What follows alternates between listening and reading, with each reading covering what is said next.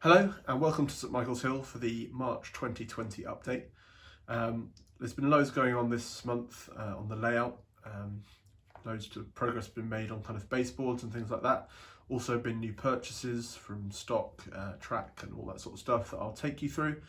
But before we kind of kick off with all that, I just want to talk a little bit about the craziness that's been going on with the coronavirus outbreak. I think everything that's been said or has been needed to be said has been said by everyone, but just I hope that all the people who are watching this, my subscribers, are keeping safe, following the guidelines from the government, and hopefully it won't be too long before we're kind of out the other side and we can go back to usual life. One small positive, if there is any, is that being kind of stuck indoors for the next at least 3 weeks, possibly a lot longer, means that I can focus a little bit more on my modelling, which is a very, very slight positive to take from the whole situation. I'm sure a lot of you are in the same boat, so hopefully layout progress will be fairly quick over the next kind of few weeks and months, so long as I have the supply of goods that I need, and also the money, I suppose, is still a big thing. So yeah, I'll kind of get along to a few suppliers who've kind of helped me out already since the lockdown, a little bit further on in the video. But I just kind of thought I would do that. So from this channel, probably you might expect a few more kind of videos than maybe you've been used to over the last kind of month or two. Hopefully back to kind of the 2019 kind of schedule of most weeks that you'll be getting a video. So yeah, that would be that. My last video actually put out on Wednesday and is a bit of a lockdown modelling community poll. So I basically asked my users to kind of vote on 4 projects that I'm looking to kind of work on, which one they'd like to see to be a video. So if you haven't seen that, I'll leave a link in the description below. Check it out and obviously get involved, and over the next kind of probably 2 or 3 days I'll make a decision on what, or I will see what you lot have decided to kind of be the focus of my video. So that would be really cool. It was quite nice to get a response from a lot of people, and any more would be great too. Anyway, without further ado, I will get on with the update on what I've been up to this month.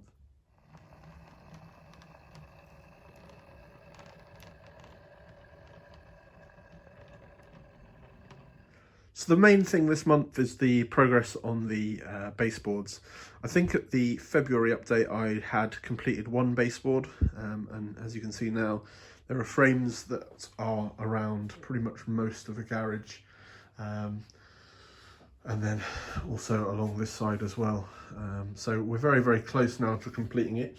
There's a frame that you can see up against the door there. That is the last frame that's going to kind of go where these boxes are around the corner and slightly overlap onto the open frame section. And then there is another small frame that's been built that needs to go slightly overlapping again onto the into the corner here. And then where the door is, there's going to be a lift out section. And that's already been, well, the frame of it's built. That's this one here. And that's the top there, so very, very close. I'm actually waiting on a few parts, so I kind of ran out of feet and I ran out of bolts, so coach bolts that you can see here that hold the legs in place. They I'm out of, so I've kind of tried to order, well, I've ordered some feet which are on the way, but I can't get hold of the right bolts at the moment, but I'm sure I'll find someone that will deliver those, which means I can carry on with it. There'll be 4 legs, so legs are all cut, ready to go. I just need to put the little adapters for the feet on. They'll basically be drilled in and we'll be ready to go at that point. So yeah, massive progress that's been made here. Once that's done, I'll be able to get all the tops on. So these tops are still just placed on, they're not screwed down, but that'll be the next thing to do. And the final piece of woodwork really will be to install the raised track bed that will go along these open frame sections and around the corner. Once that's all done, I'll be ready to get track laid across all of it. I probably will end up doing the fiddle yard first, but that's something that will be decided kind of once the order has been kind of decided by me on that one. Kind of very much depends in these times on what materials I have and what can be delivered. I'm trying to obviously make 0 trips outside, so all this wood is the wood I have for now. Hopefully that will be enough, but you never know, we'll see. Fingers crossed, but ultimately health is far more important than getting this finished. So if it comes to a stop for a bit, that's that, and there's plenty of other things to be getting on with. But yeah, I've been very, very happy. There was one small kind of problem I had that I didn't really consider. Where, you can't see it now because of the board that's in front of it, but where the garage door is hinged, it actually came across here. So I had to cut out a section, add an additional leg, and then at the bottom where I've put the cross bracing, just kind of added another brace. At the moment, this board on the end is the only one to have the cross bracing with the feet. It's making it a lot stronger, and I will be doing it on all the others as well. But again, wood is a bit of a problem at the moment. I've got this one kind of beam across the bottom, and then there's a few other bits and pieces around, but I feel we might struggle on some of it. But hopefully I'll get this one done, and then we can go from there. The ones behind here are a little bit different just because of the unit that's behind it, so I'll have to work those out, but I'll certainly find a way to make that work. So yeah, very, very happy with the progress that's been made on the baseboards during March, getting me a lot closer. And to be honest, this is frankly far more than I ever thought would be possible with the skills that I have or had. I was very, very worried about getting the baseboards done myself, so I'm massively pleased that I've got to this stage, to be honest. Very, very pleased with how they've come together. Anyway, on to other things that have been going on this month.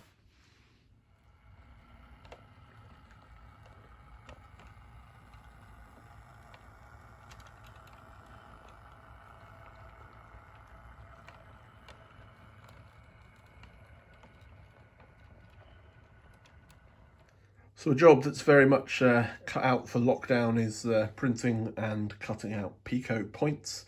So the templates I've kind of downloaded that are available from the Pico website are hugely useful and are going to be very useful for me planning all the track work.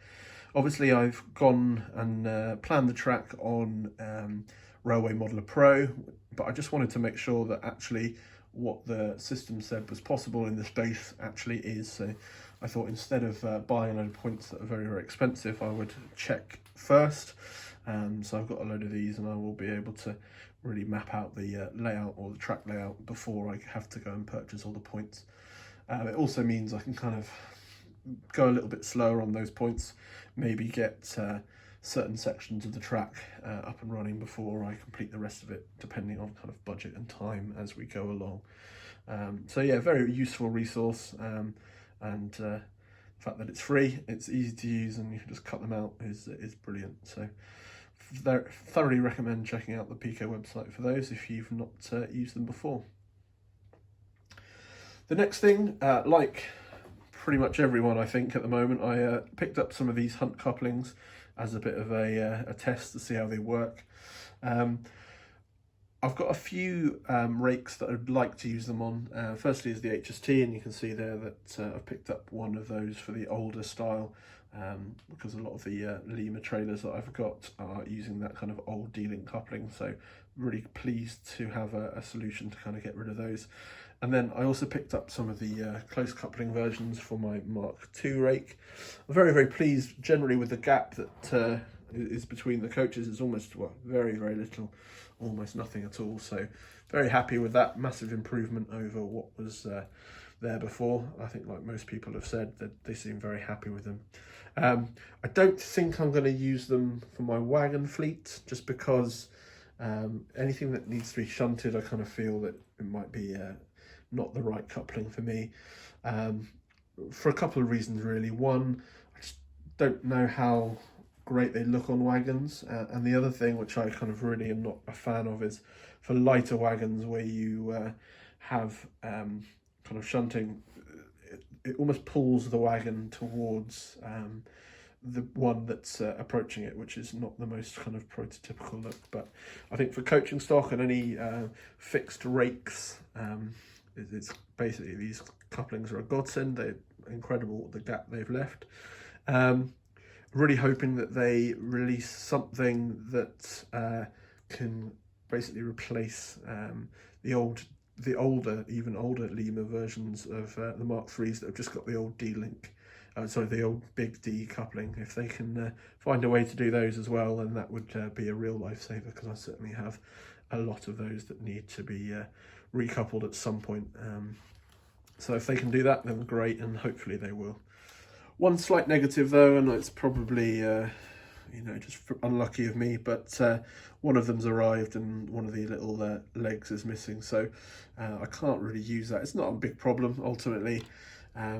Most of these rakes, or all of the rakes, have an end that probably won't have a coupling, so I'll just ensure that that one is not needed, but a minor bugbear. The next thing this month that I've been working on, and somebody may have seen this in my other video, is the toon fuel line cabin or office and store by Railway Laser Lines. I'm not going to go too much into depth on this one because there's a whole video on it, so if you want to check that out and see how I've made this, then do so by clicking the link either in the description, or I'll try and get up on the I button now. But it's a very, very good build, very much enjoyed it, and Steve is really cracking out some fantastic kit, so I am hopeful that there will certainly be more for me to kind of get my teeth into at some point. In the February update, I spoke about this house that I was building. I haven't done too much to it, certainly not from the front. I'm pretty sure this is exactly how it was the last time I looked at it in the update, but the reverse has changed slightly, so I've added some kind of floors and ceilings and painted the inside black. This is basically to kind of get ready for lighting that's going to go in various parts of this. So by the end of the process, various rooms are going to be able to be lit up separately, which I'm kind of looking forward to seeing as a final result, really. But again, I'm not going to go too much into this because I am actually filming a video of the build. But yeah, it's been a lot of fun so far. This building was from Petite Properties. Instead of using kind of papers as they kind of suggest, I've gone with some kind of different materials on the front. So there's some plasticard brick, and then also just some kind of filler that's gone on there to kind of give an impression of kind of where you kind of get your house kind of rendered or whatever it is. So that's kind of what I've gone for on the front. Hopefully I will have this finished by the end of April, or at least very, very close, depending on a few things that I might need. But fingers crossed I'll be able to make some good progress on that over the next month or so. And like I said, once it's done, I'll have a video kind of running through the whole build.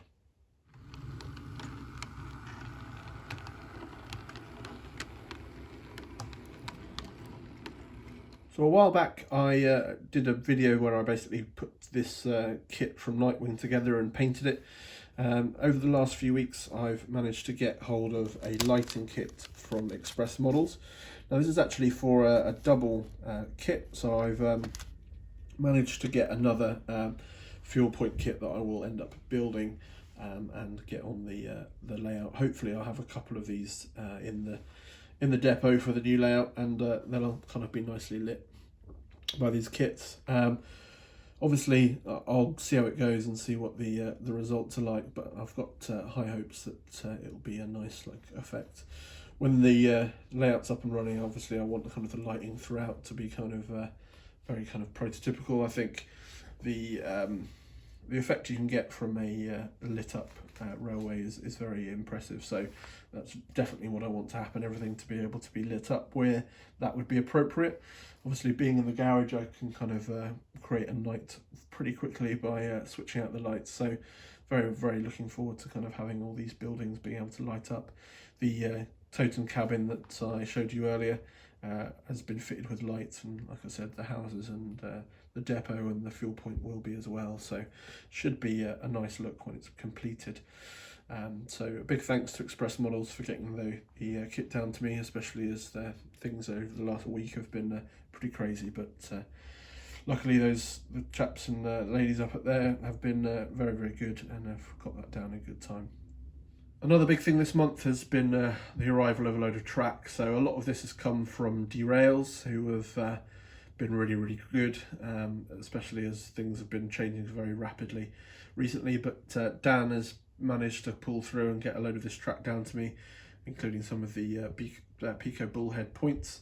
Got some bullhead rail and also the concrete sleeper stuff as well. As I've said many times before, the concrete sleeper stuff is going to be used for the fiddle yard, and then I'll respace it for the scenic sections on the main lines and the branch line, and then the bullhead is going to be used in the depot. I'm also planning to use the bullhead points on the main line as well, so instead of using points with the incorrect kind of spacing, I'll use those, and once they're all weathered up, you probably won't notice that they're necessarily bullhead rather than kind of flat bottom rail. But yeah, I think that's probably the best way around it, and then I get generally some good kind of point geometry as well as the running line. So yeah, there's a lot of track here. Hopefully this is pretty much going to be enough in terms of the concrete sleeper.